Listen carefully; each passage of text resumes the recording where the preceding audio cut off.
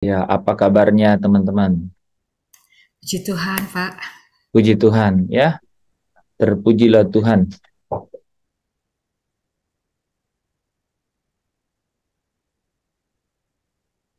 Tapi yang lain nih tidak ada kabar nih kelihatan. Eh, Itu kabarnya dia. baik-baik. Kabarnya baik-baik. Kelihatan lesu. Hah? Seperti cukup memujimu. Janganlah teman-teman jangan lesu ya. Karena sehebat apapun pencapaian saudara, performance saya dan saudara di dunia ini tidak akan pernah bisa membawa damai sejahtera yang sejati itu di dalam diri saya dan saudara. Hanya dan jika hanya ya ketika Kristus itu sendiri yang menyingkapkan menyingkapkan rahasia mengenai sukacita dan damai sejahtera itu, maka dunia tidak diperlukan, ya. Dia tidak perlu apa-apa dari dunia. Dunia tidak mengenalnya. Dunia tidak memilikinya. Nah, saudara harus memiliki itu, ya, sehingga tidak lagi bimbang hatinya. Ketika mau senyum, tidak nervous, tidak kaku mau senyum apa enggak, ya, mau ceria atau enggak gitu ya. Ketika dikatakan apa kabar, shalom, jangan kemudian ingat atau kemudian masuk ke dalam kehidupan saudara, enggak, tidak ditentukan oleh kehidupan saya dan saudara, ya. Mungkin saudara sedang kelemahan tubuh atau ada sakit bawaan, mana mungkin bisa puji Tuhan, haleluya, kalau tergantung pada semua itu. Nggak mungkin, sama sekali nggak mungkin. Ya, Alkitab mencatat bahwa kita ini mengeluh dalam hati. Sekalipun saudara sudah dimeterai dengan Roh Kudus, saudara dan saya mengeluh dalam hati. Kenapa mengeluh dalam hati? Karena Rasul Yohanes bilang, kita ini saudaranya dalam kesusahan. Gitu. Jadi susah tidak menjadi ukuran kemudian tidak bisa bersuka cita. Itu tidak ada di surga itu. Nggak ada ilmu itu di surga. Surga nggak punya dan nggak mengenal ilmu itu, saudara.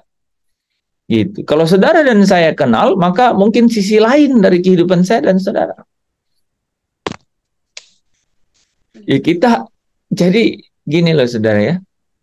Hikmat Allah itu tidak dikenal oleh dunia, gitu. Hikmat Allah itu tidak dikenal oleh dunia. Betul nggak? Ya, iya, gitu.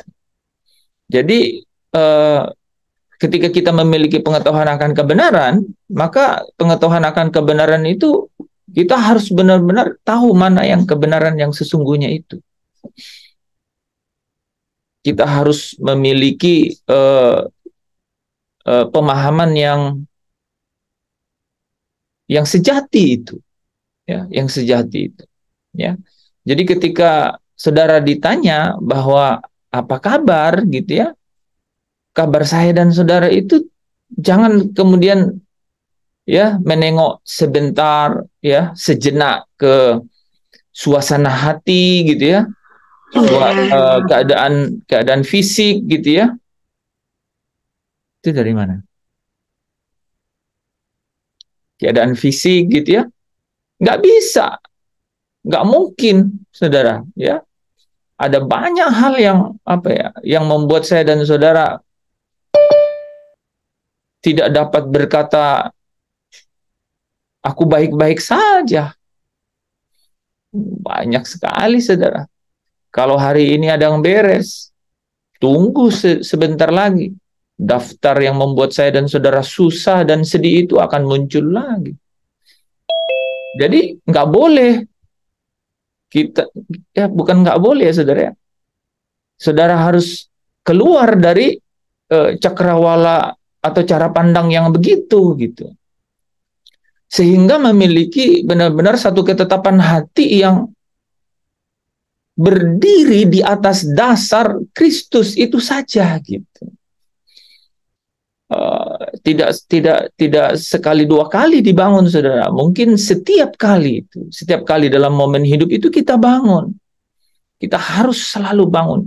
Dan tahu nggak saudara, ketika kita membangun di atas dasar seperti itu, bukan keadaan yang di luar gitu, bukan harapan-harapan yang kemudian akan datang, yang kemudian membuat keluh dan kesah itu beranjak dari hidup kita. Bukan, bukan.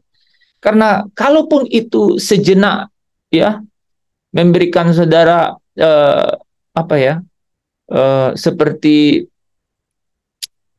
eh, sedikit air, tetesan air yang apa yang melegahkan dahaga, itu pun sementara, itu pun sementara. Coba tanya Pak Lepri, ya.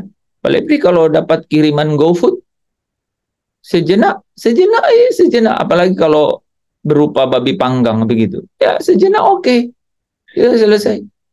Tapi perut kosong lagi 3 jam kemudian, gitu, ya nggak pernah gitu saudara, ya.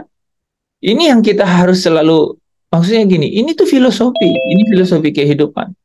Karena waktu-waktu yang berlalu kita akan habisi dengan apa? Dengan sia-sia gitu, dengan sia-sia. Kalau kita tidak gini loh saudara. 1 Korintus 3 ayat 14 itu bilang gini, maka akan mengalami kerugian gitu. Itu tuh mengalami kerugian gitu.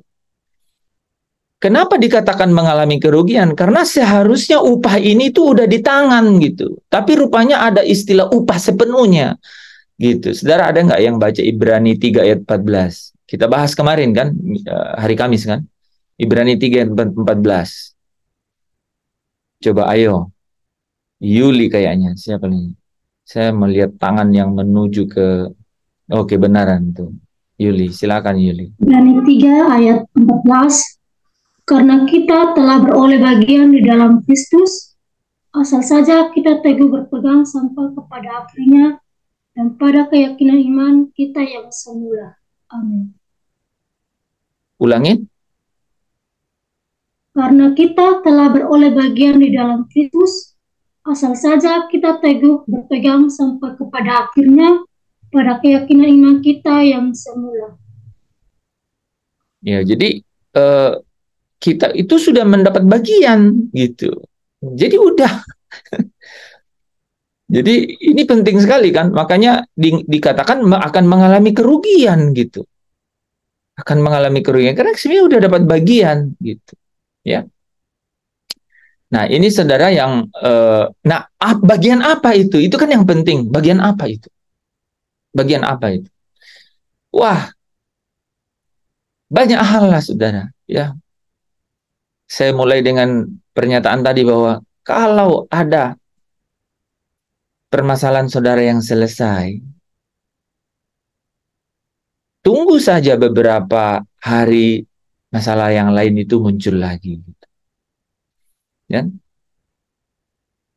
Kalau demikian, kita harus melihatnya itu sebagai apa? Ya sebagai kehidupan yang ada di dunia ini. Seperti itu.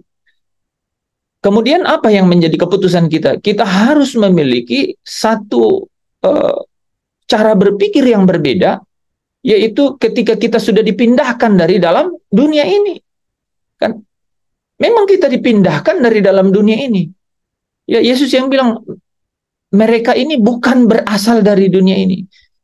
Saudara tahu nggak kapan saudara dikatakan tidak berasal dari dalam dunia ini? Kapan itu, saudara? Ketika kita dipindahkan dari kerajaan kegelapan ke dalam kerajaan anaknya. Gitu. Kita dipindahkan. Saya lupa ya, ada ayat yang menarik tuh, ya. Jadi kita dipindahkan dari dalam kerajaan kegelapan ke dalam kerajaan anaknya. Nah, kerajaan anaknya ini sebenarnya kerajaan Allah itu. Gitu. Makanya Lukas 16 ayat 16 bilang begini kan. Kitab para nabi dan hukum Taurat itu berlaku sampai zaman Yohanes. Sejak saat itu kerajaan Allah diberitakan gitu. Nah, itu artinya apa? Itu artinya apa? Allah mengutus anaknya, dan anaknya itu menjadi raja. Menjadi raja. Artinya ada kerajaan. Jadi ini teman-teman nih. Kita ini kan KTP-nya Kristen nih. Saya mulai dengan yang paling awal ya. Kita ini KTP-nya Kristen, Saudara. Ya. Nah, KTP Kristen ini itu harus gitu ya. Seharusnya dia memiliki satu kuasa di dalamnya. Gitu. Harus ada kuasa sebenarnya. Ya. Kuasa yang bukan hanya secara identitas, ya, secara identitas kependudukan, tapi kita memiliki identitas secara apa? Secara kedudukan atau status gitu. Memiliki identitas secara kedudukan, status kewargaan. Yaitu apa? Kewargaan surga gitu. Nama saudara dan saya itu tercatat gitu, terdaftar di surga itu. Jadi ketika orang menerima Kristus, itu Bapa yang tarik orang itu datang kepada anak itu, kepada Kristus. Mau berbusa-busa juga orang kasih tahu ikut Yesus, nggak bisa. Mau dari keturunannya sudah neneknya Kristen gitu ya, orang tuanya Kristen, ya, pakai acara segala macam gitu, tetap saja bukan itu yang memberikan tanda gitu. Tapi tandanya adalah apa? Tandanya ketika orang itu benar-benar dipindahkan dari kerajaan yang dahulu gitu ya. Katanya namanya Paulus bilang ketika kamu menjadi orang-orang durhaka, yaitu tidak dikenal gitu. Tidak dikenal, umat yang tidak dikenal, orang yang tidak dikenal gitu. Orang yang tidak dikenal itu tahu nggak, Saudara? Orang yang tidak dikasihi, dia nggak memperoleh belas kasihan gitu. Nah, dibawa ke dalam satu posisi identitas yang baru, kewargaan yang baru. Ini namanya kewargaan surga. Yesus yang sendiri yang klaim gitu. Ya, mereka ini yang kau berikan kepadaku. Mereka ini bukan dari dunia. Bukan dari dunia. Tadi sebelum masuk ke acara ini, Saudara, kami ada rapat persiapan Natal gitu ya, ada komunitas ya. Dan saya sampaikan nih, Saudara ya, bahwa yang penting adalah setiap momen dalam hidup, termasuk momen Natal gitu ya, itu memberikan kita satu kesempatan gitu untuk melihat kehidupan kita, status hidup kita di dalam Kristus gitu. Kewargaan. Sesulit apapun kehidupan yang kita hadapi, Saudara ya, kita masing-masing ini punya dinamika masing-masing. Tapi kasih Allah itu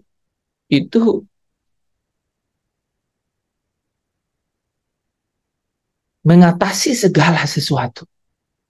Ya. Jadi kasih Allah itu mengatasi segala sesuatu. Ya. Makanya lagu itu ini kan, apa yang dapat memisahkanku. Ya. Harusnya tidak ada gitu. Harusnya memang tidak ada. Ya. Lagu itu, Saudara, didasarkan dengan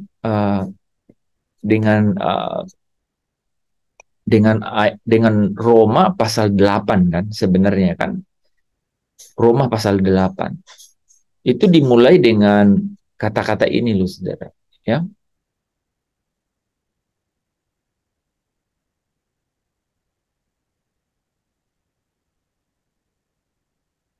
Apakah yang akan kita katakan tentang semuanya itu? Ini kayak kesimpulan kan. Siapakah yang akan melawan kita jika Allah di pihak kita? Ini 4 ayat ini itu menceritakan betapa dahsyatnya orang kalau statusnya itu jadi kewargaannya itu surga, gitu. Dan ini Paulus tuh nggak kemudian menulisnya itu tanpa gitu ya, tanpa dia benar-benar meyakini. Makanya kan, ya makanya LAI mencoba memberi judul keyakinan iman, gitu kan? Ia yang tidak menyayangkan anaknya sendiri, Allah Bapa, tidak menyayangkan Yesus, tetapi yang menyerahkannya bagi kita semua. Ini yang saya bilang, mana ada dosa yang Mana ada dosa yang tidak bisa tebus, ya? Mana ada dosa yang tidak bisa dihapuskan gitu oleh darah itu. Nggak harusnya tidak ada gitu, ya. Jadi gini nih. Tidak ada keadaan kehidupan saya dan saudara yang kemudian penebusan Kristus itu tidak bisa menyelesaikan. Nggak ada, ya, tidak ada. Ya, kata-kata ini tuh nggak oversay, saudara. Ini tidak oversay itu artinya ini kata-katanya tidak tidak oversay itu tidak berlebihan. Ini tidak berlebihan. In every moment in human life, di dalam momen-momen kehidupan setiap orang, banyak orang yang punya perasaan seperti ini. Saya ini tidak berharga. Saya ini, sudah terlalu jauh jatuh. Pekerjaan saya, saudara, saya dipanggil untuk selalu mengangkat dan memanggil orang dari titik terendah dalam hidupnya. Itu memang itu, gitu, saudara. Ya, memanggil orang dari titik terendah dalam hidupnya. Dan ini titik terendah sering sekali terjadi di dalam jejak-jejak yang kita jalani setiap hari, gitu. Dan kalau itu terkumpul dalam hati itu, saudara, kita semakin lama semakin terjerat dan terbelenggu. Kita tidak merdeka. Tidak merdeka. Makanya Roh Kudus, ya, Roh Kudus ini, ya, itu selalu tidak pernah pergi dari hidup saya dan saudara. Nggak pernah pergi. Sehebat-hebatnya saudara memojokkan dan tidak menghargainya dalam hidup dan tidak mendengarnya, dia tidak pernah pergi. Dia hanya menunggu di situ sampai saudara benar-benar memiliki, apa saudara katanya di 2 Korintus 3 ayat 16 ya. Ketika orang itu berpaling kepada Allah. Waduh, itu saudara, berpaling kepada Allah, maka selubung itu diangkat dari hidupnya. Tapi ada banyak orang yang tidak berpaling kepada Allah. Karena apa? Karena 2 ayat ya. Pikirannya tumpul dan kemudian hatinya itu dibutakan oleh ilah zaman. Gitu. Pikirannya tumpul dan hatinya pikirannya dibutakan oleh ilah zaman. Tapi ketika dia berpaling kepada Allah, selubung itu diangkat. Jadi kita harus bagaimana orang supaya dia berpaling kepada Allah. Injil ini, kabar baik ini harus terus diberitakan.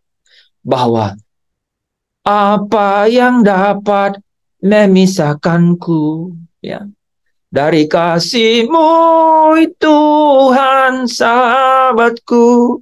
Nggak ada, saudara. Ya, makanya Paulus tulis ayat ini. Ini sebenarnya ada 2 bagian dalam Roma pasal 8 ayat 31 ini sampai 38. Ini bagian pertama, dia mau mengatakan bahwa Allah sudah meletakkan dasar itu. Jadi bukan saya gitu, ya. Dia katakan, bagaimana mungkin Allah tidak mengeruniakan segala sesuatu kepada kita bersama-sama dengan Kristus anaknya itu yang sudah diserahkan. Bagaimana mungkin tidak mengeruniakan segala sesuatu? Ya. Jadi dalam keadaanmu hari ini apapun itu, percaya, ya. Tidak ada yang luput dari penebusan Kristus atas hidup saya dan saudara. Ya. Oke. Siapa yang akan menggugat orang-orang pilihan Allah? Coba saudara, ya. Kalaupun sampai ada yang menggugat, siapa itu? Allah yang akan membenarkan mereka. Siapa yang akan menghukum mereka? Waduh. Ya, ini luar biasa saudara, ya. Siapa yang akan menggugat? Siapa yang akan menggugat? Karena Allah yang akan membenarkan mereka. Siapa yang akan menghukum mereka? Kristus Yesus yang telah mati, bahkan lebih lagi yang telah bangkit, yang juga duduk di sebelah kanan Allah, yang malah menjadi pembela bagi kita. So, Bapak Ibu Saudara yang dikasihi Tuhan, ya. Ketika Yesus katakan mereka pasti tidak akan binasa, nggak main-main. Itu tidak main-main. Karena keyakinan iman yang diurai, gitu ya, yang disingkapkan oleh Paulus di Roma pasal 8 ini, itu terus berkumandang, gitu saudara. Ya, apapun keadaan. Engkau mahasiswa, kau pasti punya waktu-waktu kelam.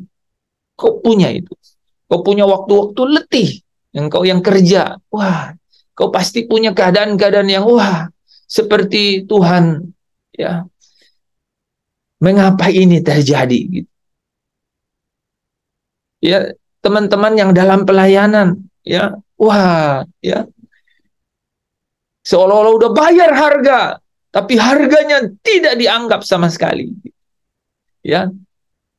Saudara, ya, firman ini berbicara kepada kita bahwa hidupmu berharga gitu. Hidupmu benar-benar dibayar dan selesai. Dan saudara tahu nggak? Arti Yesus ada di sebelah kanan Allah itu, saudara. Dia itu bersyafaat. Dia itu menjadi imam. Bahkan dikatakan dia itu sedang mengerjakan perjamuan di sebelah kanan Bapa itu, saudara. Ya, dia terus menjadi pelayan di situ. Pelayan daripada perjamuan itu, saudara. Di dalam sidang, ya, di tahta Allah itu, saudara. Dia menjadi pembela yang terus berada di samping Allah. Supaya apa?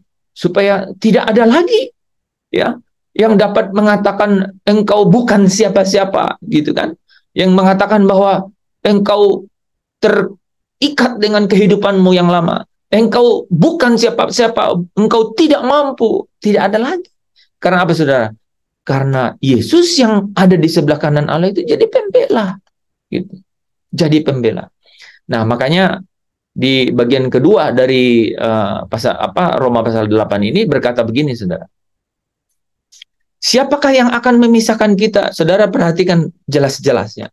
Kasih siapa, saudara? Kasih Kristus. Kasih Kristus, ya.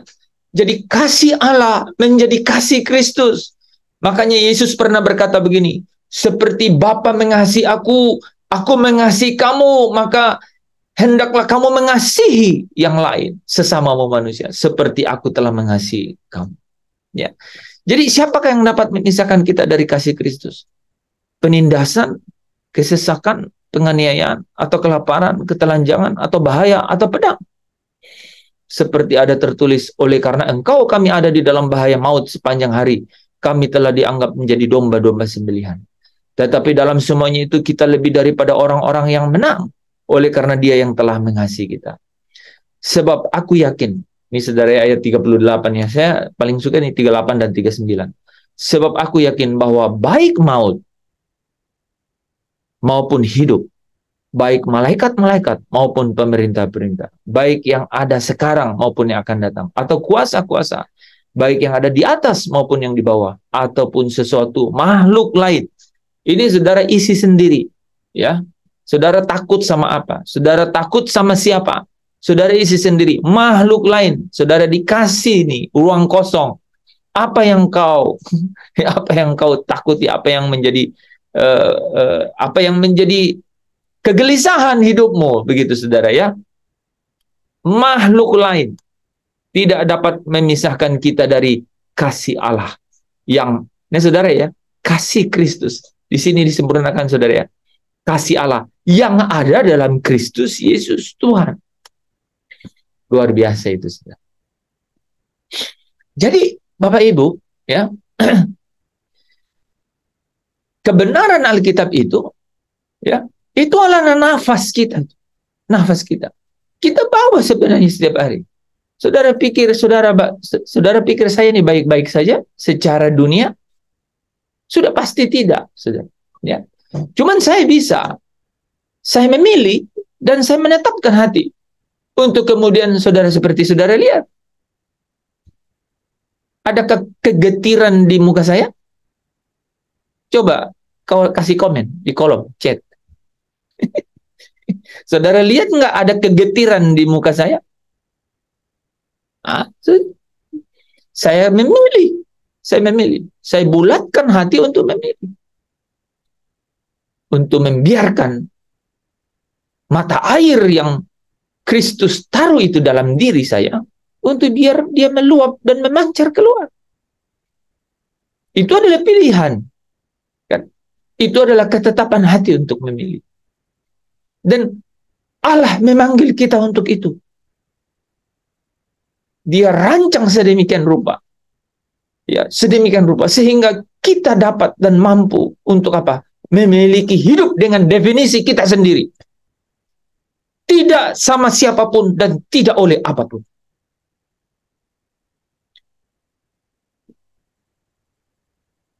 Sampai pada satu pemahaman bahwa Tuhan itulah duniaku. Aku tidak punya dunia yang lain. God is my world. Tuhan itulah duniaku. Nggak punya dunia yang lain. Kau punya kegembiraan yang lain? Nggak punya. Tuhanlah kegembiraan. Punya kesukaan yang lain? Nggak punya kesukaan yang lain. Tuhanlah kesukaan. Punya kepuasan yang lain? Nggak punya kepuasan yang lain. Tuhanlah kepuasan. Dialah kepuasan. Dia adalah pemuas dahaga jiwa. Itu harus dilatih setiap hari dengan firman yang hidup itu, saudara. Wah, Bapak Ibu saudara yang dikasihi Tuhan, kalau jalan saudara masih panjang, persiapkanlah, bawalah bekal ini, karena perjalanan di depan itu tidak mudah. Tidak mudah. Tapi dengan kekuatan ini, ya dengan kekuatan ini, bukan berarti menjadi mudah, enggak.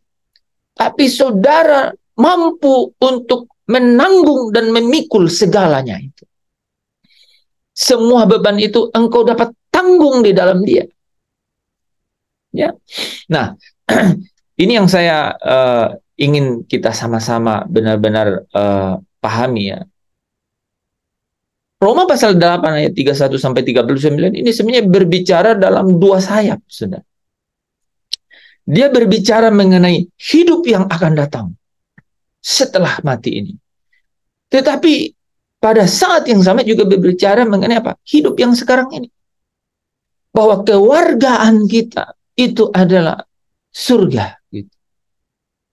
Kalau kewargaan kita dari surga, maka apa, saudara? Kita di sini pendatang. Kita di sini itu adalah, kita di sini adalah apa? Perantau. Perantau. Itu, saudara. Kita ini perantau, pendatang di sini. Kita di sini itu sementara gitu. Ya, kita harus pulang ke rumah kita yang sesungguhnya.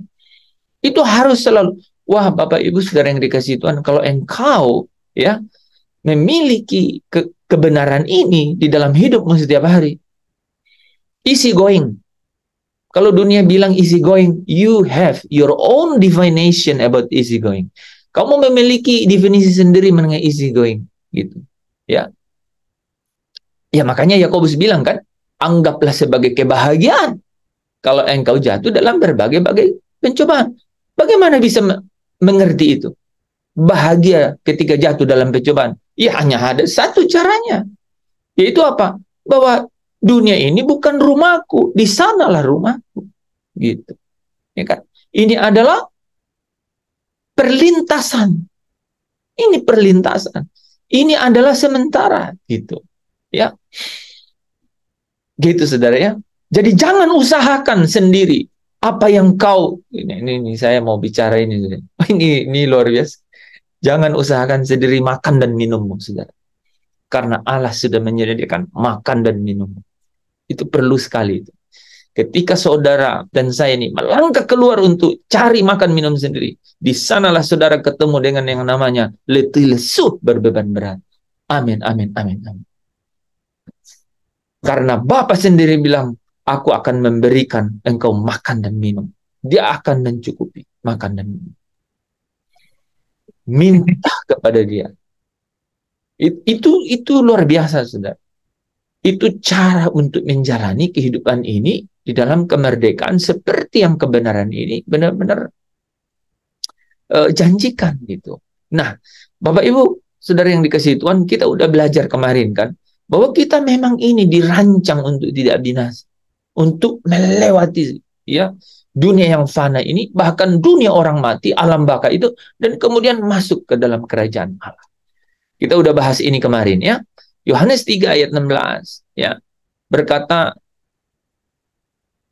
supaya setiap orang yang percaya kepadanya itu tidak binasa. Ini rancangannya Allah memang demikian kan, melainkan beroleh hidup yang kekal. Ya. Yohanes 10 ayat 28, Yesus sendiri berkata, supaya seorang pun tidak akan merebut mereka daripada tanganku, dan mereka pasti tidak akan binasa. Yohanes 5 ayat 24. Ya, sesungguhnya barang siapa mendengar perkataanku dan percaya kepada Dia yang mengutus aku, ia mempunyai hidup yang kekal. Dan apa saudara? Dan tidak turut dihukum. Memang begitu. Rancangannya memang begitu, ya. Katanya ini yang saya jelaskan ini tadi loh saudara, ya. Sebab ia sudah pindah dari dalam maut ke dalam hidup. Jadi sejak kita percaya, sejak kita mendengar perkataannya dan percaya kepada Yesus, ya, kepada Allah, percaya kepada Allah yang mengutus Yesus, saudara bisa lihat, sejak itu pindah dari dalam maut ke dalam hidup. Sejak itu kita memiliki kewargaan yang lain, yaitu kewargaan dari surga. Jadi mereka itu dikatakan apa saudara tadi? Ya, tidak turut dihukum. Makanya Paulus menjabarkannya itu dengan kata yang di dalam Kristus Yesus tidak ada lagi penghukuman. Harus begitu. Ya. Roma pasal 5 ayat 9. Ini 3 ayat ya. Saya kumpulkan lebih-lebih kepada kita sekarang yang telah dibenarkan oleh darahnya. Kita pasti diselamatkan dari murka Allah. Nah, jadi saudara, ada yang menarik. Apa yang dimaksud dengan pasti tidak binasa?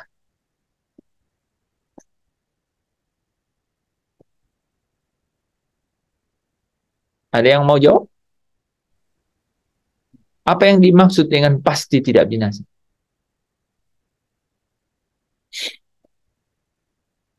Bagus itu.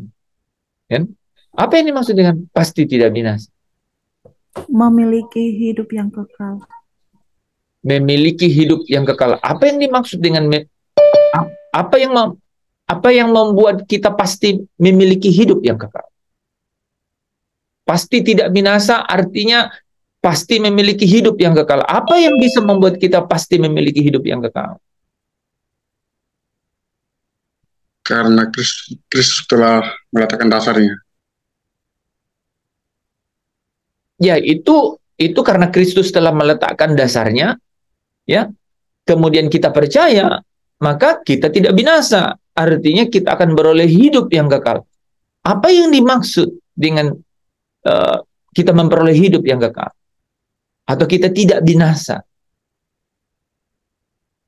Ada jaminan.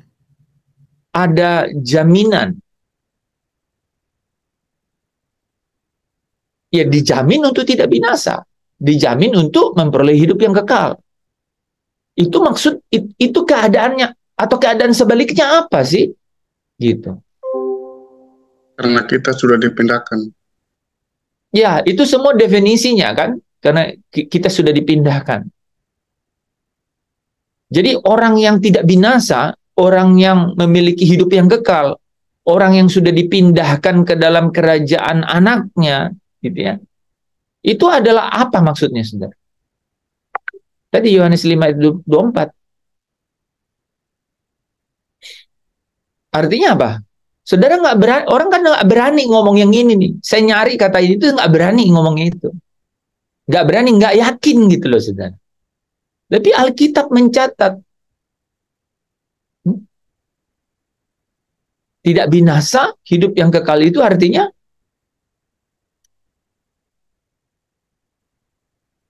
tadi Bu Mona udah mulai ya. Nih. Ia mempunyai hidup yang kekal. Artinya apa? Kenapa ini saudara harus disatukan kalimat? Ia mempunyai hidup yang kekal dan tidak turut dihukum. Ada nggak orang yang punya hidup kekal tapi dihukum? Ah, mulai mikir kan?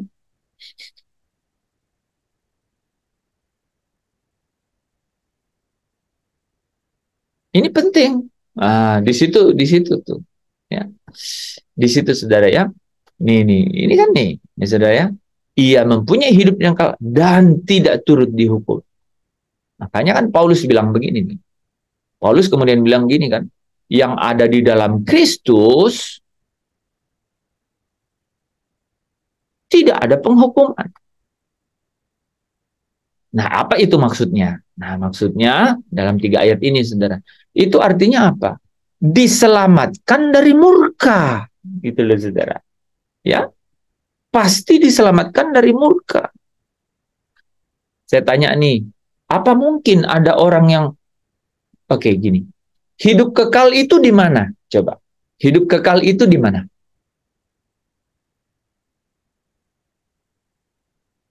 Di neraka,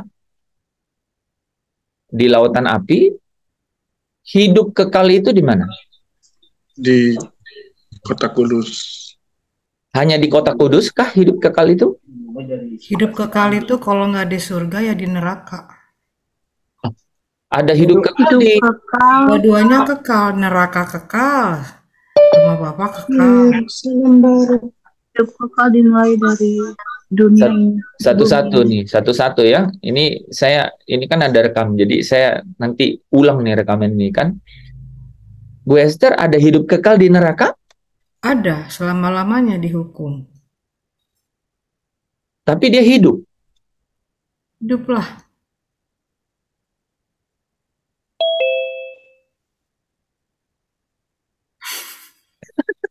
Dia hidup di neraka gitu.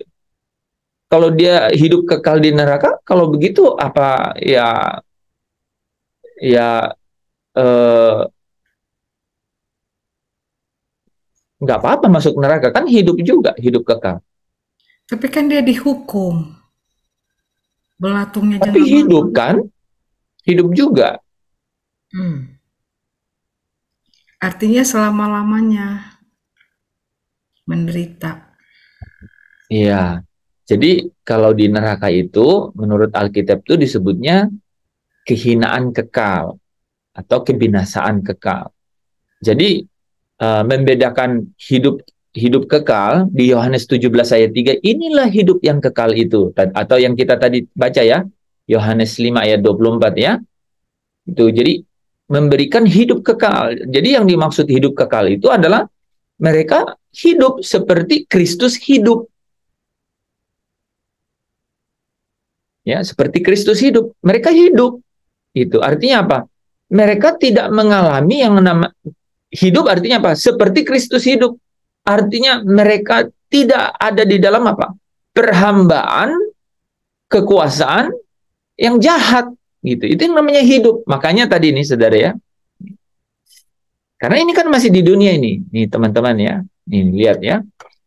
Aku berkata kepadamu, sesungguhnya barang siapa mendengar perkataanku dan percaya kepada Dia yang mengutus aku, ia mempunyai hidup yang kekal dan tidak turut dihukum. Sebab ia sudah pindah dari dalam maut ke dalam hidup.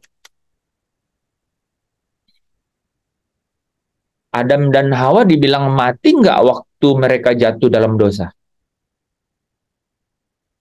Kan dibilang ketika kamu makan buah ini, katanya kamu pasti mati. Bener ya? Adam dan Hawa langsung mati nggak waktu jatuh dalam dosa? Enggak. Bu Esther bilang enggak, Yanti bilang? Tidak. Kan berarti Alkitab bohong dong, katanya pasti mati. Mati secara rohani Mati artinya secara hubungan dengan Tuhan. Ya, pakai secara kalau begitu. Kalau enggak, Alkitabnya salah. dan yang kedua, Pak Hens, mati secara jasmani artinya umur manusia terbatas, tidak kekal. Iya. Ya, artinya benar-benar mati kan? Ya kan? Benar-benar mati kan? Nah, yang dimaksud mati itu adalah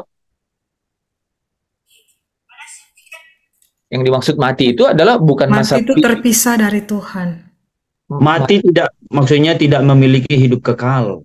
Ya, mati itu artinya bukan secara fisik di situ, ya kan? Terpisah. Tetapi tidak memiliki hidup lagi di dalam dirinya gitu. Ya, tidak memiliki lagi hidup kekal itu, atau yang Bu Esther bilang terpisah gitu. Ya kan? Terpisah.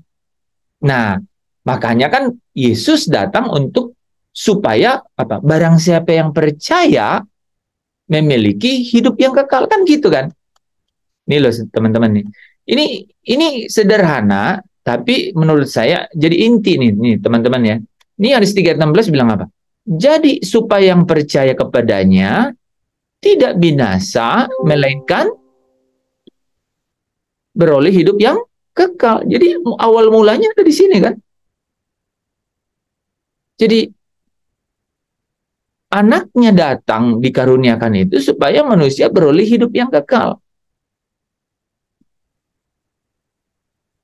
Oke? Jadi hidup yang kekal itu adalah adalah apa? Hidup bersama dengan Yesus.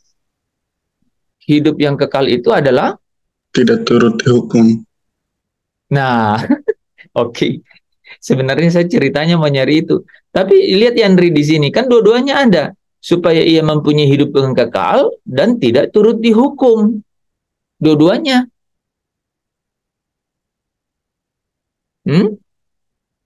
Nah, saya balik pertanyaannya. Tadi ada salah sedikit. Jadi hidup kekal itu di mana? Yang Bu Esther tadi udah beres ya. Jadi hidup kekal itu pasti tidak di neraka ya. Karena yang dimaksud ini adalah kehidupan secara batin ya. Dia hidup, dia tidak menderita gitu ya. Itu Yesus yang cerita ke kita tuh. Orang yang ada di dalam orang kaya itu dibilang apa? Dia menderita. Ya kan? Tapi kan dia hidup kan, Pak? Tapi kita udah beres tadi tuh, Bu ya. Iya, Yang dibilang mati Adam itu bukan fisiknya. Ya, tapi jiwanya, rohnya kan yang dibilang mati kan gitu. Jadi yang dimaksud hidup, yang dimaksud hidup yang kekal itu bicara mengenai ya dia hidup secara jiwa, secara rohnya. Nah, artinya tidak menderita. Nah, orang yang ada di dalam lautan api atau Gehenna itu adalah orang yang menderita. Menderita apanya? Jiwanya. Makanya dibilang kan, nah ini menarik ya. Kenapa dia bilang aku haus gitu? Padahal kan tubuhnya nggak ada. Artinya apa? Ya jiwanya yang benar-benar sedang menderita gitu. Kan dia kan bilang aku haus, padahal tubuhnya kan nggak ada di situ. Nah jiwanya aja kan, gitu. Dia merasa apa? Dia merasa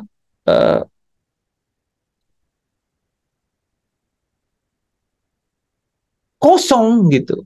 Dia merasa hampa gitu, sehingga dia kehampaan dan kekosongan jiwanya itu sampai dia bilang, Bapak Abraham, gitu. Masih ada saudara-saudaraku itu, ya, datangilah, gitu kan, gitu. Abraham bilang ada kitab Musa pada mereka, gitu. Jadi secara jiwa itu dia merana secara jiwa. Aduh, dia bilang, aduh, aku ini haus dan lapar akan itu, ya. Aku haus dan lapar akan itu, bukan secara fisik gitu, ya. Jadi dia mati, dia menderita, dia merana gitu kan. Itu yang dimaksud di dalam lautan api itu kan. Oke. Nah, jadi hidup yang kekal itu di mana?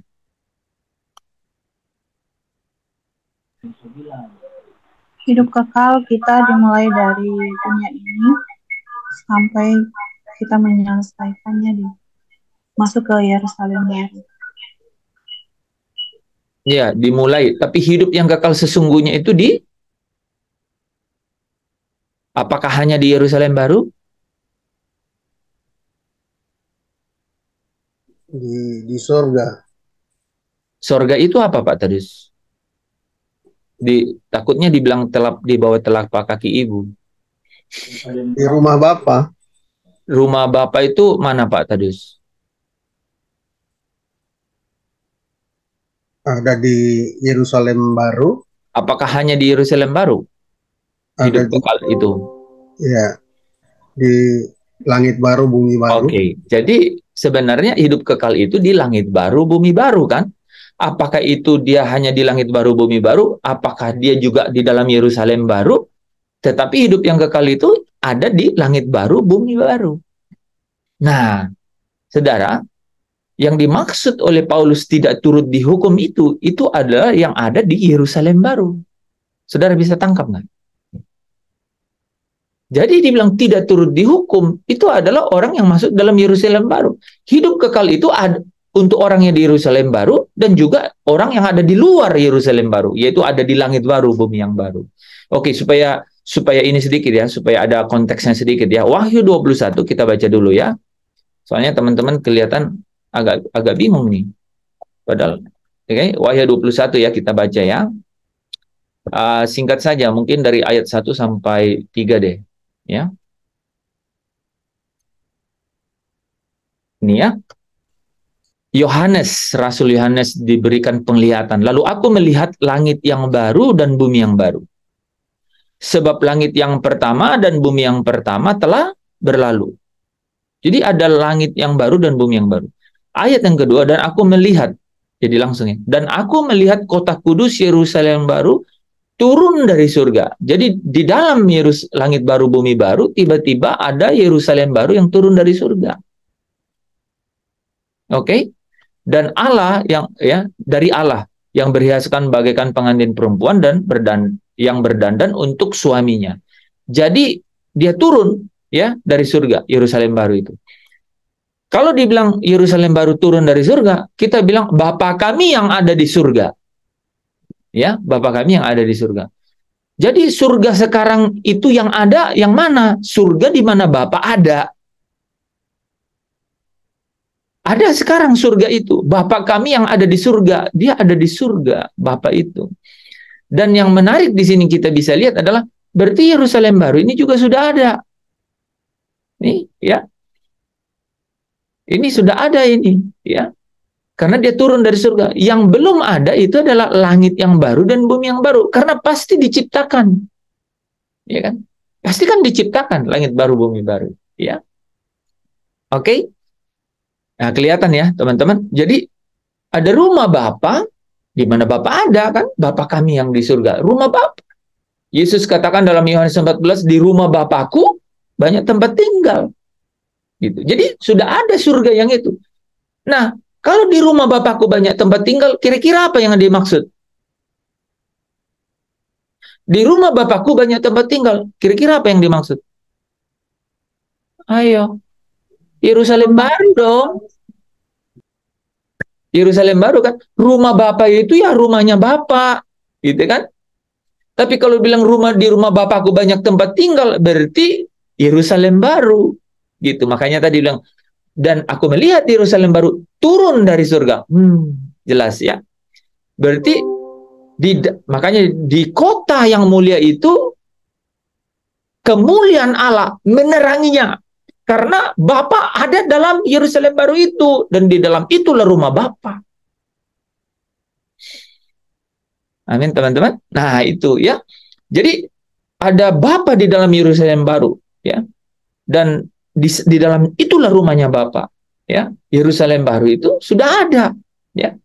Di sana Yesus ada, di sana tua-tua itu ada, di sana keempat makhluk itu ada yang melambangkan kecerdasan, kepintaran, kekuatan, gitu ya.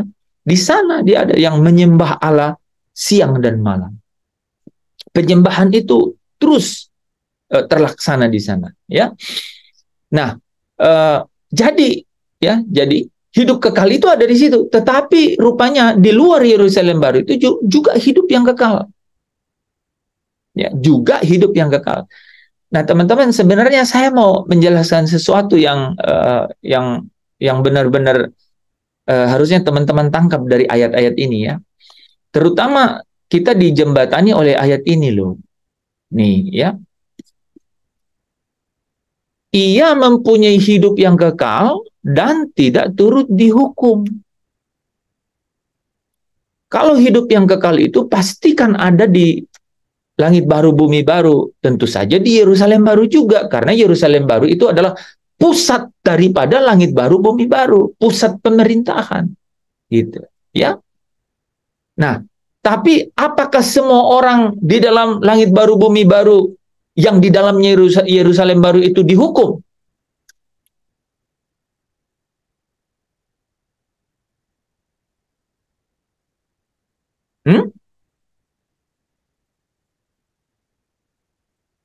Nah, di situ tuh, teman-teman ya, perbedaannya nih. Nah, makanya ya, kalau kita perhatikan di sini ya, nih ya. Demikianlah sekarang tidak ada penghukuman bagi mereka yang ada di dalam Kristus Yesus. Dan itu maksudnya apa? Tidak ada penghukuman. Itu maksudnya apa? Mereka pasti akan diselamatkan dari murka Allah. Muncul definisi kan? Jadi yang dimaksud mereka memperoleh hidup yang kekal, itu artinya apa?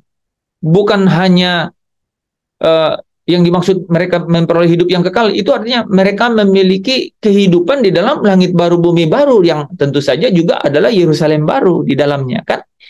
Tetapi kalau dibilang mereka tidak turut dihukum, mereka tidak turut dihukum, artinya mereka yang benar-benar ada di dalam Kristus.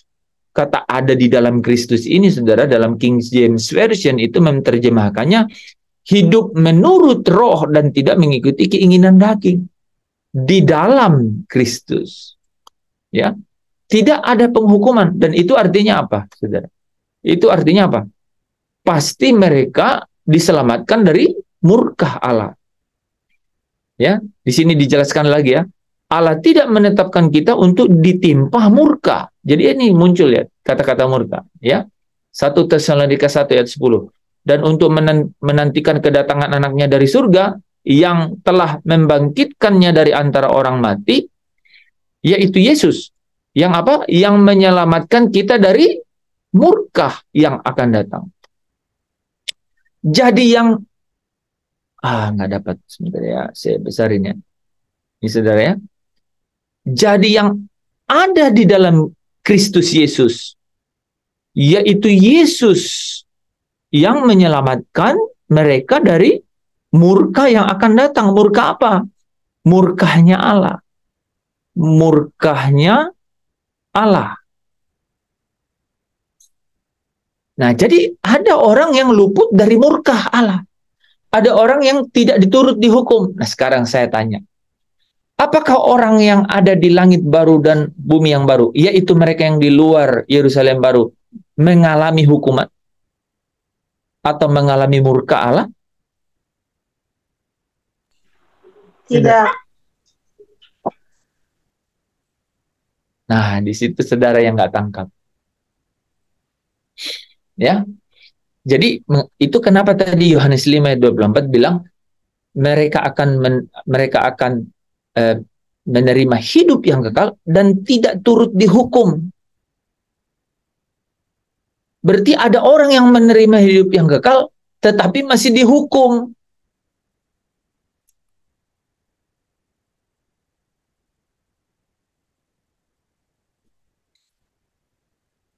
Satu Korintus 3 ayat 11 sampai 14.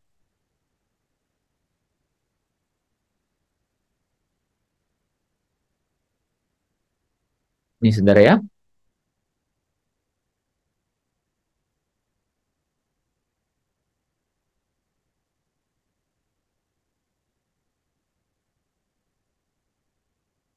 Perhatikan ayat ini ya. Ayat 13 dan 14 ya. Jadi memang dasarnya adalah Kristus. Ya kan? Dia memperoleh hidup yang kekal. Betul? Dasarnya adalah Kristus. Tetapi tidak turut dihukum itu menjadi satu bagian yang lain. Saudara lihat ini. Pekerjaan yang dibangun seseorang yang tahan uji akan mendapat upah. Tetapi pekerjaan yang terbakar, ia akan menderita kerugian. Tetapi ia sendiri akan diselamatkan. Tetapi seperti dari dalam api. Kalau seperti dari dalam api, apa kira-kira? Oke, tangkap ya. Nah, tangkap dari situ. Nah, saya lengkapi dulu ayat-ayatnya, saudara. Ya, baru kita masuk ya. Nah, Roma 9 ayat 22 sampai 24. Ini menarik. Di sini ada dua konteks, saudara. Ya, ada dua konteks. Bagian yang pertama akan lari ke ayat ini, bagian yang kedua akan lari ke ayat ini. Tapi digabungkan dalam ayat ini. Jadi, kalau untuk menunjukkan murkahnya dan menyatakan kuasanya, ini ada dua nih, murkahnya dan kuasanya. Jadi, untuk menunjukkan murkahnya, yang mana itu? Allah menaruh kesabaran yang besar terhadap benda-benda kemurkaannya yang telah disiapkannya untuk kebinasaan. Satu. Yang kedua, menyatakan kuasanya. Justru untuk menyatakan kekayaan kemuliaannya atas benda-benda belas kasihannya yang telah dipersiapkannya untuk kemuliaan. Nah, ini bicara mengenai yang 1 Petrus 5 ayat 10. Bahwa memang Allah sumber segala kasih karunia itu telah memanggil kamu dalam Kristus. Sekali lagi dalam Kristus ya. Kepada kemuliaannya yang kekal. Jadi, orang yang dimuliakan itu adalah orang yang bagaimana, saudara, orang yang dimuliakan itu?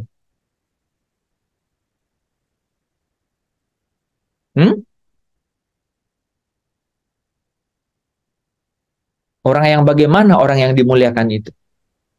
Orang yang sempurna. Orang yang imannya telah menjadi sempurna. Ya. Roh-roh orang benar yang sudah menjadi sempurna. Tapi tandanya apa orang yang sudah dimuliakan itu? Yang paling tidak ada yang paling membedakan gitu loh, saudara. Mereka ini tidak mengalami kematian kedua. Mereka itu tidak mengalami kematian kedua. Mereka itu tidak mengalami kematian kedua. Orang yang di luar Yerusalem baru juga tidak mengalami kematian kedua, kan? Betul nggak? Tapi yang benar-benar dimuliakan itu apa? Orang yang tahan uji. Apa? Tahan uji. Tahan uji boleh, tahan uji. Tapi tahan uji dari sekarang juga kelihatan kan, tahan uji, ada orang yang bisa tahan uji. Tapi apa yang paling bisa menunjukkan? Kan kita udah bahas tuh. Ya rapture. Ya kan? Kan dimuliakan itu kapan saudara tahu bahwa dimuliakan? Saat Yesus turun dari surga. Iya, saat Yesus. Pada saat kedatangannya. Itu berkali-kali kan. 1 Yohanes 3 ayat 2. Roma 8 ayat 17.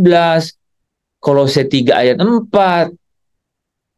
Jadi pada saat Kristus Yesus menyatakan dirinya. Dan kapan dia menyatakan dirinya itu? 1 Tesalonika berapa? 4 ayat 17 kan. Tuhan turun dari surga. Itu. Jadi disitulah kan anak manusia datang dengan malaikatnya dalam kemuliaannya. Itu yang dibilang Allah memanggil banyak orang kepada kemuliaannya. Allah memanggil di dalam Kristus kepada kemuliaannya yang kekal. Kan? Yaitu apa? Anaknya itu yang menyatakan kemuliaannya. Nah, ketika dia datang dalam kemuliaannya.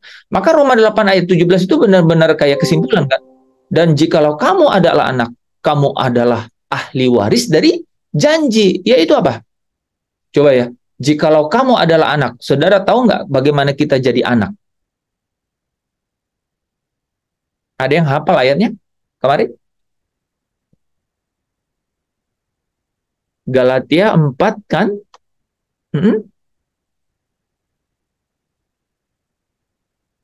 Galatia 4 ayat?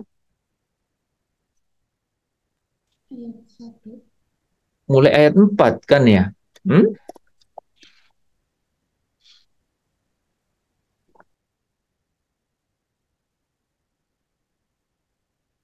Ayat 3. Ini loh teman-teman nih. Pokoknya harus ini nih coba lihat ya. Ini kata nih, supaya kita diterima menjadi anak. Ya kan?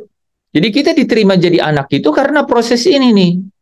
Tetapi setelah genap waktunya maka Allah mengutus anaknya dan yang lahir dari seorang perempuan dan takluk kepada hukum Taurat.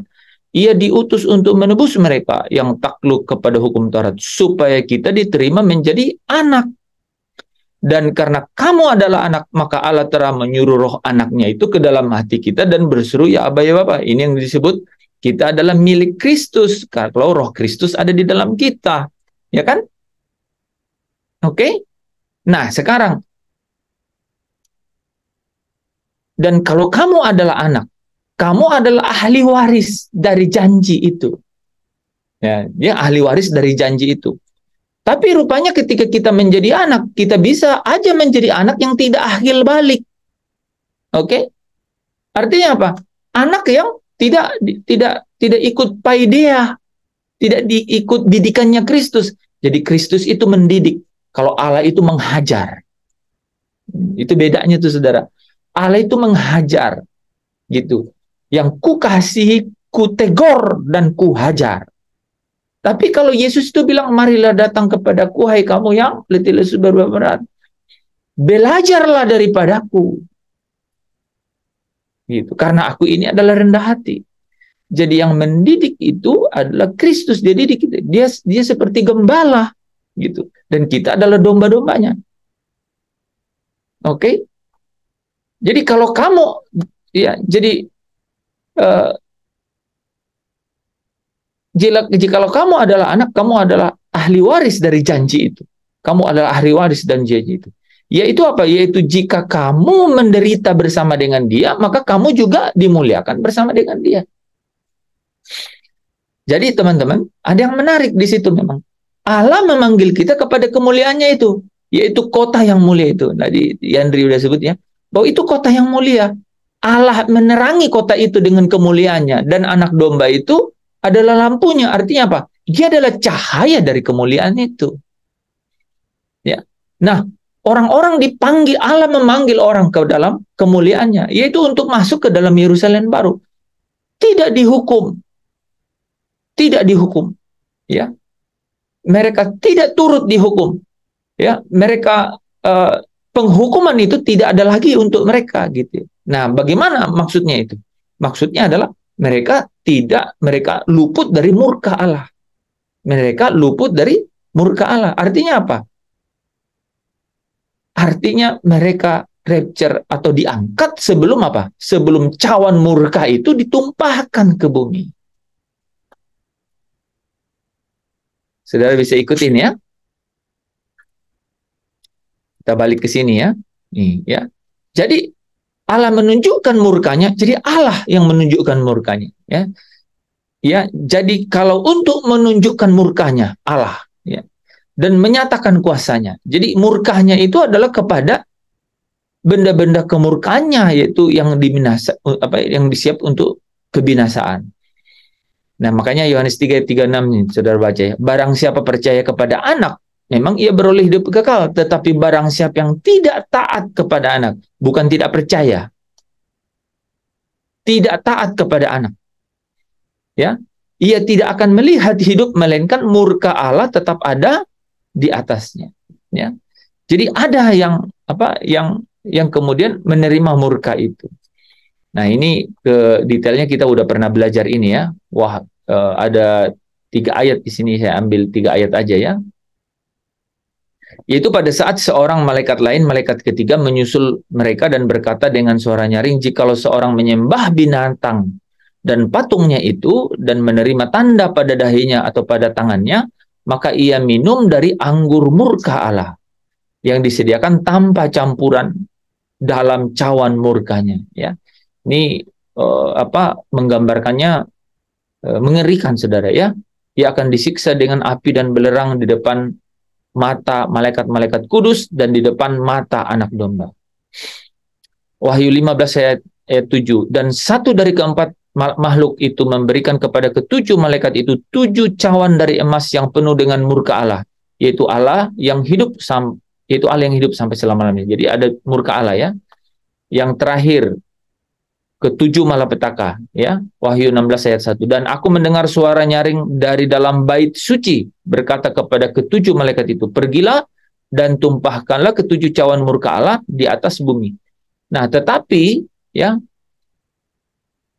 rapture atau perjamuan kawin itu sudah terjadi sebelum murka Allah itu ditumpahkan. Mari kita lihat ayat itu ya. Ada yang ingat? Wahyu 21 ayat 8 ayat berapa? 10 dan 11. Terima kasih.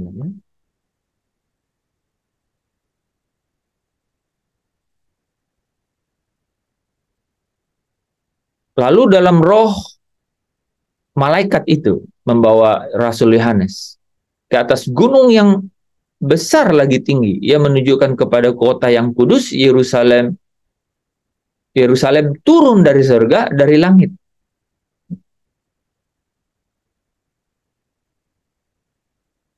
Berarti kita baca dari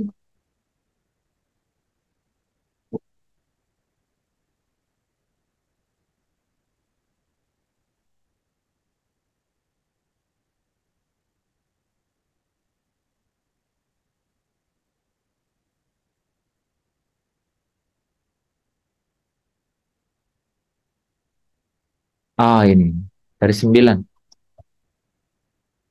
Ini ya.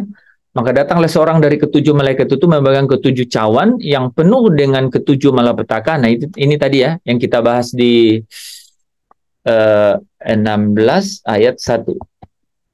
Ya. Ya. Pergi dan tumpahkanlah ketujuh cawan Allah itu ke atas bumi. Inilah murka Allah itu, cawan murka Allah, ya. Jadi teman-teman kalau dengar ayat ini, ya, kita pasti diselamatkan dari murka Allah. Ya, Allah tidak menetapkan kita untuk ditimpa murka. Itu sebenarnya hubungannya, kaitannya dengan ayat ini, ya. Mana tadi? Ini ya. Ini, cawan murka Allah, ya.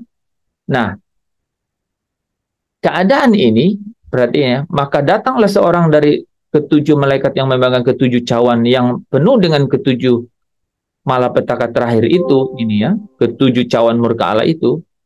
Lalu ia berkata kepadanya, marilah ke sini, aku menunjukkan kepadamu pengantin perempuan dan mempelai anak domba. Jadi dia sudah melihat, ya, Rasul Yohanes sudah melihat perjamuan kawin itu terjadi, ya, sebelum cawan ini masih dipegang nih, ya, oleh malaikat. Malaikat masih pegang cawan itu. Artinya apa? Belum ditumpahkan cawan itu. Nah, ya, dia udah melihat ada perjamuan kawin karena dia udah pengantin perempuan mempelai anak domba. Dalam keadaan yang sama, dia juga melihat, ya. Jadi dalam waktu yang sama dia juga melihat lalu di dalam roh ia membawa aku ke atas gunung yang lebih tinggi dan ia menunjukkan kepadaku apa? Kota kudus Yerusalem turun dari surga, dari Allah. Ini persis kata-kata ini dengan ayat 2 tadi kan. Yerusalem baru turun dari surga. Oke. Nah, jadi saudara, kita sampai pada kesimpulan nih ya, kesimpulan bahwa orang yang dipanggil Allah sesuai dengan rencananya kepada kemuliaannya itu, sesungguhnya Allah memanggil orang itu untuk sampai ke Yerusalem baru. Bukan hanya hidup yang kekal, tapi apa? Luput dari murka, gitu. Luput dari murka Allah. Sekarang saya tanya teman-teman, ada nggak orang yang kira-kira orang yang masuk ke dalam kira-kira orang yang tidak masuk ke dalam Yerusalem baru dan ada di luar Yerusalem baru itu adalah orang-orang yang siapa? Siapa mereka? Yang ada di luar Yerusalem baru. Orang yang diselamatkan tetapi seperti dari dalam api. Orang yang diselamatkan tetapi seperti dari dalam api. Oke, itu definisi pertama. Yang kedua apa? Ada teman-teman yang mau kasih? Ya, mereka yang roh mereka tidak sempurna atau iman mereka tidak sempurna. Roh mereka tidak jadi sempurna. Tidak jadi sempurna. Orang yang roh mereka tidak jadi sempurna ini apa yang kira-kira yang paling real terjadi, Pak? Yang di dalam Efesus dibilang pertumbuhan iman mereka tidak mencapai kepenuhan Kristus. Tidak mencapai kepenuhan Kristus. Kalau demikian, apa yang terjadi dengan mereka ini? tidak akan mengalami pengangkatan. Nah, jadi tadi kan orang yang tidak mengalami pengangkatan ini sudah pasti tidak akan masuk ke dalam Yerusalem baru. Orang-orang ini yang pasti kalau seperti dari dalam api, ya mereka yang tidak terangkat pada saat rapture. Mau sudah mati atau masih hidup pada saat Tuhan datang, dua-duanya sama kan? Jadi orang yang mati akan bangkit lebih duluan. Siapapun yang udah mati akan bangkit lebih duluan. Tapi yang tidak mati akan diubah dalam sekejap. Itu yang akan masuk ke dalam perjamuan kawin. Itu yang masuk ke dalam Yerusalem baru. Jadi kalau kita bahas Kolose 3 ayat 4, dan kalau Kristus yang adalah hidup kita menyatakan diri kelak, ya, Roma 8 ayat 17, kan, 1 Yohanes 3 ayat 2, kan, pada saat dia menyatakan diri, itu menyatakan dirinya, dia turun di atas awan-awan, kan, gitu.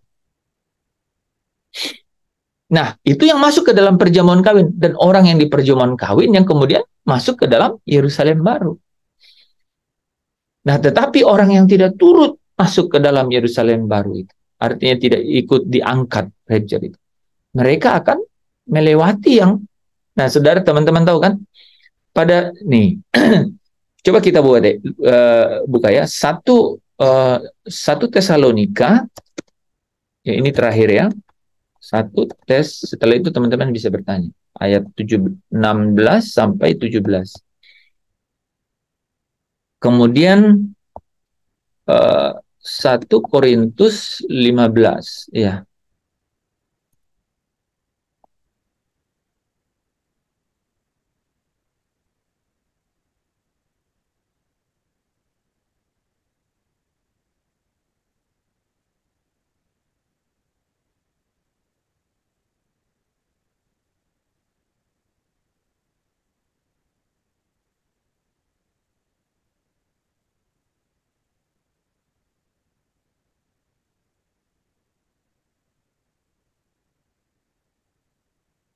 Ini teman-teman ya.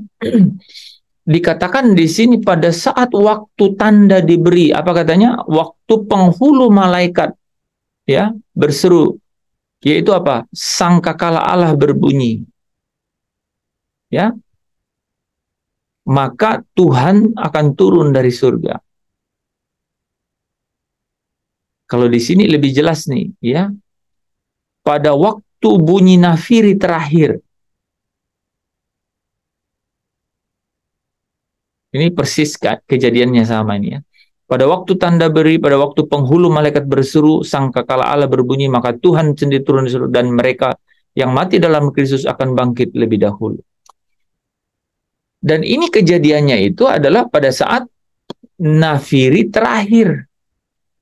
Nafiri terakhir ini itu bicara mengenai sangkakala terakhir. Sangkakala Allah itu yang terakhir. Nah, sangkakala terakhir itu adalah sangkakala ke-7. Gitu. Nah, berbunyi kan, tapi pada saat berbunyi itu kan belum dituang gitu. Nah, ya. Tuhan turun dari surga.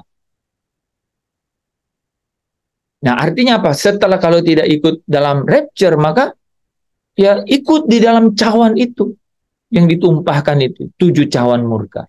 Makanya tadi Pastor Lepri bilang ya, diselamatkan tetapi seperti keluar dari dalam api. Nah, sekarang kita bicara gini nih. Artinya orang yang tidak sampai pada yang Pak Tadus tadi katakannya, tidak sampai pada tingkat pertumbuhan seperti kepenuhan Kristus gitu ya. Atau iman ya, roh orang-orang benar yang imannya tidak menjadi sempurna gitu. Artinya tidak akan dimuliakan bersama-sama dengan Kristus, maka mereka akan masuk, maka mereka tetap diselamatkan gitu. Mereka tetap diselamatkan. Apakah semua mereka akan diselamatkan? Orang yang tidak, nah ini pertanyaan. Orang yang tidak akan mengalami pengangkatan, yaitu tidak rohnya tidak menjadi sempurna atau imannya tidak menjadi sempurna, apakah semuanya akan diselamatkan? Apakah semuanya akan diselamatkan orang yang tidak terangkat itu? Kalau pada akhirnya tidak menyangkal, karena itu siksaan. Kalau menyangkal, aduh. Ya, jadi itu jelas ya teman-teman ya. Jadi dia akan tetap diselamatkan asalkan tidak keluar dari ajaran Kristus. Karena ini ya, kita kembali ya. Ini penting nih teman-teman tahu ya. Jadi kalau dia membangun atas dasar yaitu Kristus Yesus, maka sekalipun dia menderita kerugian yaitu terbakar, dia tetap diselamatkan. Kecuali apa, saudara?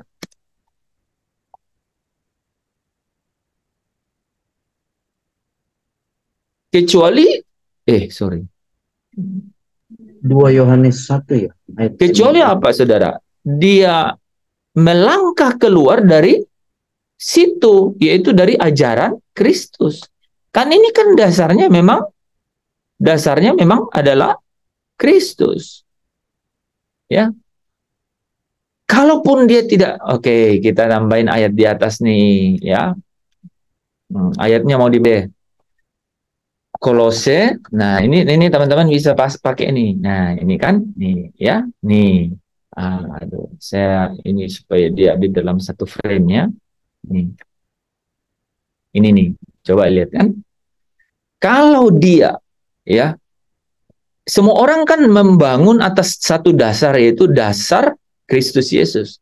Kalau Kristus itu jadi hidupnya, artinya pekerjaannya itu tahan uji, dia akan mendapat upah. Upahnya adalah apa? Ketika Kristus menyatakan diri, maka mereka itu akan menyatakan diri bersama Kristus dalam kemuliaan. Tetapi kalau mereka tidak tahan uji, yaitu pekerjaan mereka terbakar, maka apa? Mereka menderita kerugian. Artinya apa?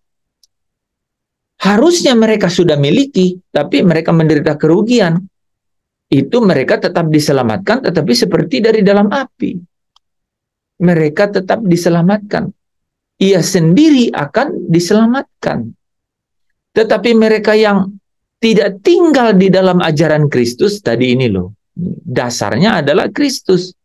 Kalau dia melangkah keluar dari situ, dari ajaran Kristus, artinya kan keluar dari dasar. Maka mereka itu tidak memiliki Allah. Ya, dan barang siapa tinggal karena hanya barang siapa yang tinggal di dalam ajaran itu yang memiliki Allah atau anak. Gitu. Nah, ini yang dikatakan di Ibrani 6 ya, kemarin ya. Ibrani 6 ayat 4 sampai 6 kan. Orang-orang ini adalah orang-orang yang sudah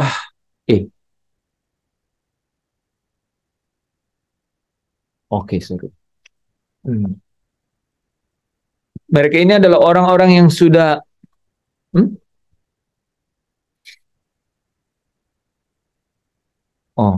Ibrani 6. Ya. Yang sudah mendapat bagian di dalam Roh Kudus. Ya. Mengecap firman, ya. Namun yang murtad lagi, artinya melangkah keluar dari ajaran Kristus, maka apa katanya? Maka mereka tidak mungkin dibaharui sekali lagi hingga mereka bisa bertobat. Gitu. Tidak mungkin, ya. Nah, inilah yang disebut dosa kekal itu, ya. Saya lupa ayatnya ya, Matius pasal 12 kalau nggak salah. Itu yang disebut dosa kekal, ya. Sudah menerima bagian dalam roh, tapi dia memadamkan roh, dia mendukakan Roh Kudus sampai dia menghujat Roh Kudus. Gitu. Jadi, saudara, ya, di bagian akhir ini Allah memanggil kita kepada kemuliaannya yang kekal. Itu artinya apa? Artinya kita harus benar-benar itu artinya apa? Kita itu pasti tidak dihukum. Itu artinya kita pasti tidak binasa. Itu artinya apa? Ketika Kristus datang dalam kemuliaannya, maka kita akan turut bersama-sama dengan dia di dalam kemuliaannya itu. Amin. Itu frame-nya dulu ya teman-teman ya. Nanti kemudian kan kita akan masuk tuh. Dari dulu kan dari dulu kita ngomong dimuliakan bersama Kristus. Apa tuh bedanya dimuliakan sama Kristus dan tidak dimuliakan bersama dengan Kristus? Gitu. Nah, saudara, dimuliakan bersama Kristus itu, teman-teman tahu nggak? Kan? Itu artinya orang-orang yang menang. Nah, orang-orang yang menang itu dikatakan mereka akan menjadi imam-imam bagi Allah, bukan imam-imam bagi Kristus. Imam-imam bagi Allah. Nah, Kristus itu adalah imam besar agung. Dia adalah imam besar agung. Dan barang siapa menang menjadi imam-imam bagi Allah. Ya memang Yerusalem baru itu pusat pemerintahan. Sehingga orang-orang yang ada di situ, mereka lah yang akan apa? To rules. Mereka menjadi apa? Menjadi hakim. Ya kan? Menjadi hakim. Mereka menjadi raja. Dan katanya apa? Mereka memerintah bersama dengan Kristus. Dia imam besar agung. Mereka menjadi raja. Tapi Kristus adalah raja di atas segala raja. Gitu. Maka nampak sekali di situ ya. Dia yang sulung dan mereka adalah saudara-saudaranya. Dia yang adalah kepala dan kamu adalah jemaat anak-anak sulung. Konstruksinya tuh konsisten gitu.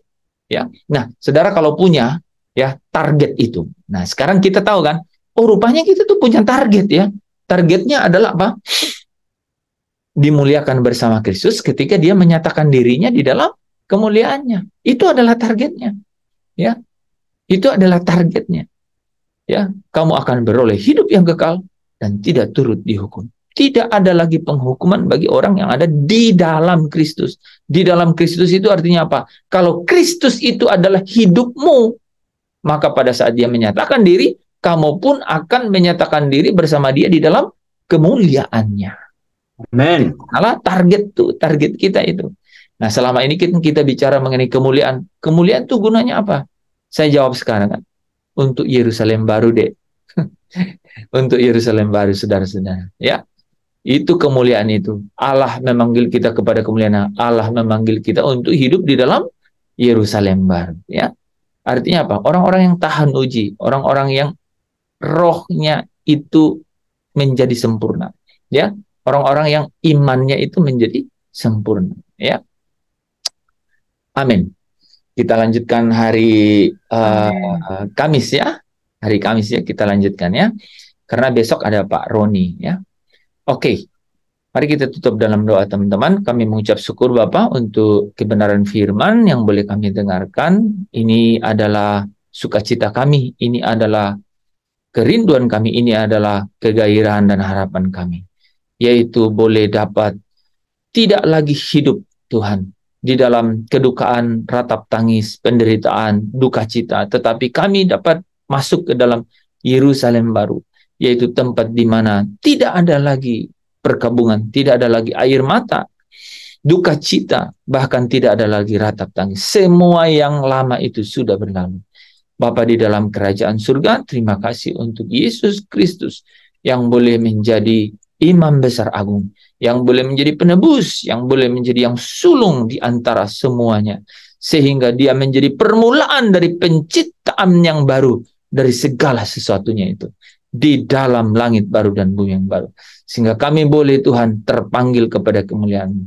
Terima kasih Bapa. Malam hari ini hamba doa supaya segala setiap firman ini Tuhan boleh Engkau meteraikan. Hamba percaya tidak akan pernah kembali dengan sia-sia. Bahkan Roh Kudus, mari buka, singkapkan setiap rahasia-rahasia ini, supaya kami dapat hidup di dalamnya dan merdeka di dalamnya. Sehingga kami tak ingini lagi apapun dan siapapun yang menjadi kesukaan, kebahagiaan, bahkan pengharapan, bahkan andalan hidup kami. Tetapi hanya Tuhan saja, Tuhan yang menjadi dunia kami, Tuhan dan kerajaannya. Terima kasih Bapa. Di dalam Kristus Yesus kami datang kepadamu. Saudara yang diberkati Tuhan, yang percaya bersama dengan saya katakan amin. Amin.